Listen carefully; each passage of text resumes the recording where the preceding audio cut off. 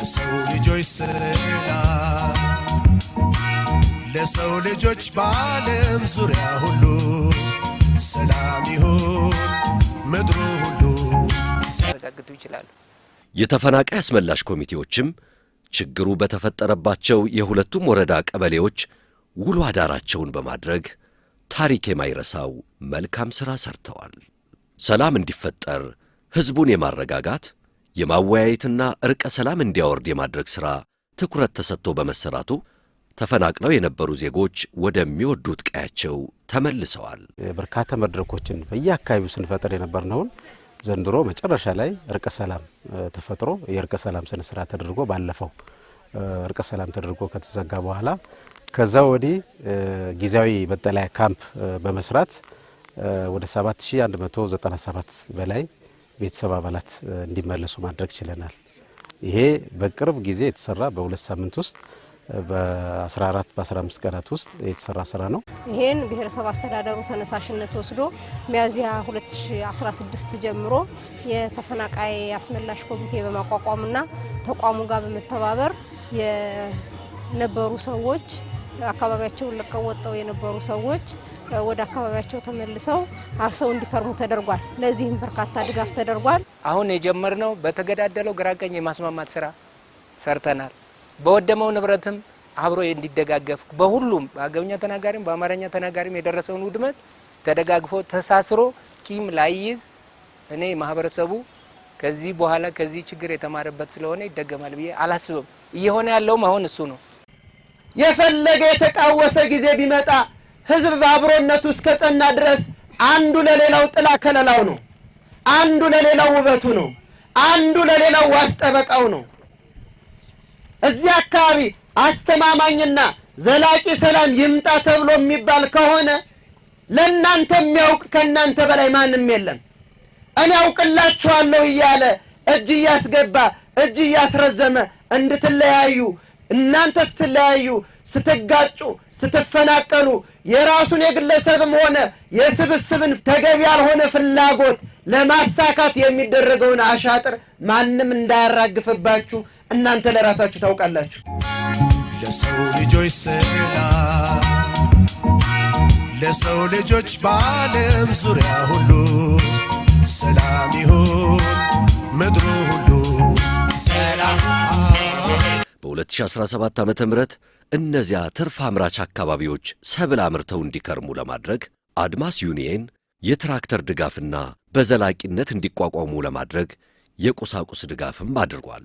አድማስ ዩኒየን ራሱ እነ መሰረት ወርቄ ድረስ መተው እዚህም ጭምር ቢበላሽ የመኪናው ትራክተር ብሎ ጄኔሬተሩን ሁላ ይዘው መተው እዚህ ሀዋቲ ቀበሌ ላይ በደንብ ተባብረውልን አገሩ ላይ ወጣ ገባ ብሎ ያልመጣ ሰው ነው እንጂ ሳይታረስለት የገባ ሰው በሙሉ ታርሶለታል። ለመጀመሪያ ዙር 3 ትራክተሮችን ሙሉ ኦፕሬተርና መካኒክ ጋር አድርገን ይዘን መጠናል።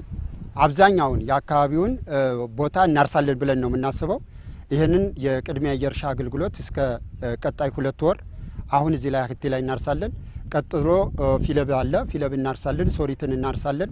እንደዚያ ያያልነ በዚህ አመት 6 ትራክተሮች አሉን። 6ቱም ትራክተሮች አንድም ትርፍ ላይ ትኩረት ሳናረግ ህብረተሰቡን መልሶ ለማቋቋም የእርሻ አገልግሎት በነፃ ለመስጠት ያው አልመን ስራችንን ሀ ብለን ዛሬ የጀመርንበት ሁኔታ ነው ያለው እና ህብረተሰቡ ተረጋግቶ እንዲቀመጥ ቆርቆሮ ገዝቶ ቤት የሚሰራበት አቅም ስለሌለው ቆርቆሮ አስፈላጊ ስለሆነ ለሀቲ አካባቢው ህብረተሰብ 1141 ዚንጎ ቆርቆሮ ይዘን መጠናል።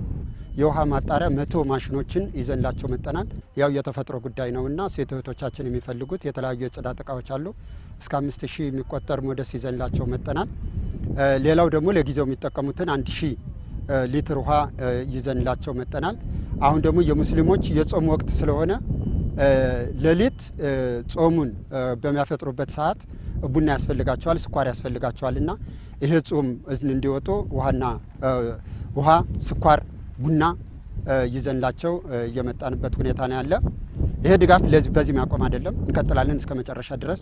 የህዝብ ሀብት የሆነውን ለህዝብ አገልግሎት የዋለው አድማስ ዩኒየን ከፍተኛ ምስጋና አለን።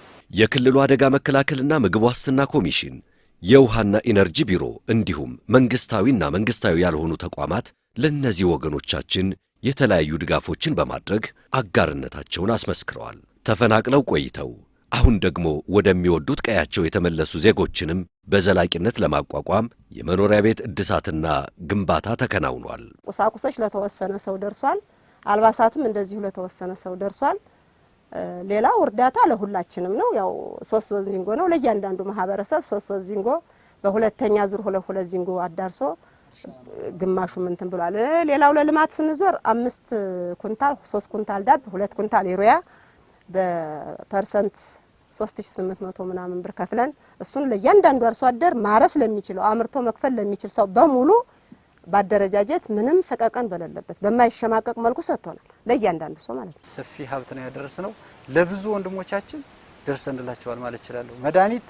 መድኃኒት ቤቶች፣ ፋርማሲዎች፣ ሆስፒታሎች ያልሰጡን የለም። ምክንያቱም ወረርሽኝ ወባ ክረምት ነክም ስለነበረ ወባ የተለያየ ችግርም ገጥሞን ስለነበር ኬንዳ ላይ ስለነበሩ ትልልቅ ሱቆች ኬንዳ ይሰጡናል እና ያልሰበሰብነው ለዛ ችግር ለደረሰበት ይበጃል ብለን ላሰብነው ህዝብ የሚመስለውን ነገር በቂ ባይሆንም አቀርበን ህይወቱን ማትረፍ ችለናል። አሁን ላይ እንግዲህ የደረሱበት ደረጃ እየደረሱ እየተቋቋሙ ነው ያሉ። አንደኛ የክልሉ አደጋ መከላከልና ምግብ ዋስትና ኮሚሽን ችግሩ ከተከሰተበት ማግስት ጀምሮ ባለ አቅሙ አልባሳት፣ ቆርቆሮ፣ የምግብ ድጋፍ ሲደግፍ ቆይቷል። ከዛ ባሻገር ደግሞ ሙሉ ማህበረሰቡ ሰዎች ተጠልለው በሚኖሩበት አካባቢ በማዋጣት መንግስት ሰራተኛውም ማህበረሰቡም ብር በማዋጣት ሲደግፍ ነው የቆየው።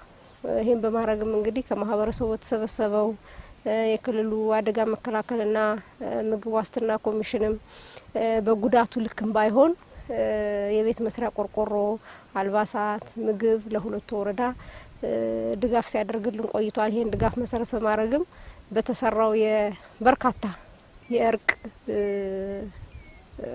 ፕሮግራም በሁሉም አካባቢ አንበላ ማዕከል ላይም ጉሃ ማዕከል ላይም በርካታ የእርቅ ማዕከላት በመምረጥ የሀገር ሽማግሌዎች፣ የሃይማኖት አባቶች፣ የብሔረሰብ አስተዳደሩ አመራሮች በተገኙበት የእርቅ ስነ ስርዓት ተካሂዶ ሰዎቹን ወደ ቀያቸው የማስገባት ስራ ተጀምሯል።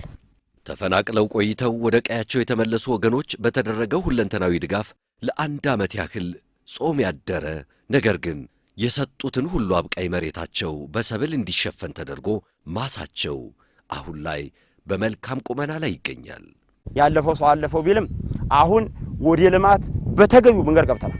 አንደኛ በቃ የሚገባ በቆሎ ቢያንስ ራሱ ያው ህዝቡ አቅሙ የሚፈቅደውን ወደ 1 ሄክታርም ከሄክታር ግማሽም ዘርተናል።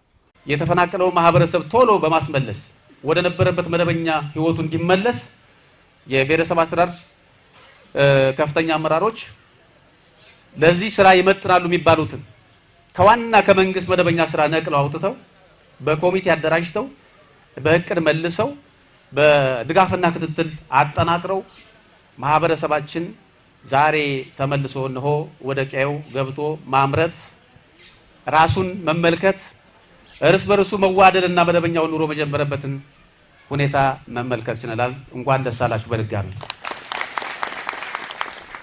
እነዚህ ያስገባናቸው ተፈናቃዮች አሁን ባለው ነባራዊ ሁኔታ ሰዎቹ ጸንተው እንዲኖሩ ለማድረግ ሌላኛው የተደረገው ድጋፍ የግብአት ብድር በመፍቀድ ሰዎቹ ማሳቸውን እንዲያርሱ ተደርጓል። የማረሻ ከብቶቻቸው የተዘረፉባቸው የተነዱባቸው ስለነበሩ ትራክተር በማመቻቸት ከነዳጅ ማደያዎች ነዳጅ በማሰባሰብ እርሻቸው እንዲታረስላቸው ተደርጓል።